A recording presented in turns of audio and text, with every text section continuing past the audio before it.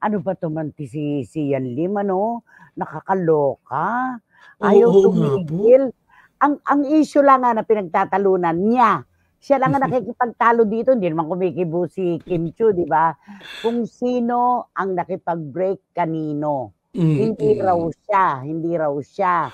Sabi naman Oo. ni Kim, mutual decision. Ah. Pero tuwing may kumakausap kay Zian Lim, hindi raw siya ang nakipag-break, 'di ba? Eh, ano ngayon, sino ba naka-break kanino, eh, di okey lang, 'di ba? Correct. Ayun yung sinasabi natin na Kaloka. sana dahil pagiging gentleman yun, eh, kung ano't ano man ang nangyari sa kanilang relasyon, dapat isinapuso niya na lang yun, itinanim niya, ibinaon niya na lang sa ala-ala niya yun na magaganda. Hindi na Tsaka ba ganito na sumira bakit pa. bakit kailangan pang hindi ako nakipag-break sa kanya o kaya, eh, ako yung nakipaghiwalay. Inyo yan, eh, dalawa lang kayo Mm. nakakaalam niyan. Dapat kayo lang talaga ang magresolba ng problema niyo, 'wag idamay ang publiko.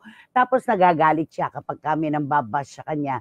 Eh, saan ba nanggagaling yung pamba-bash, 'di ba sa kanya rin.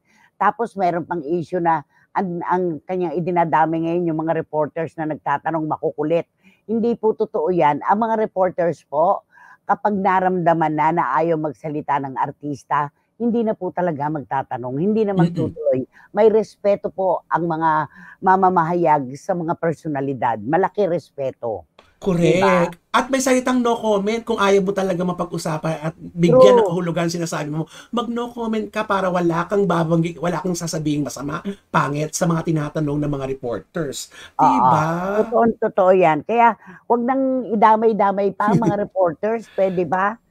Parang babaeng palengkera ayaw tumigil sa kakukuda, babae lang ang alam kong madaldal, bakit ganyan ka Mr. X?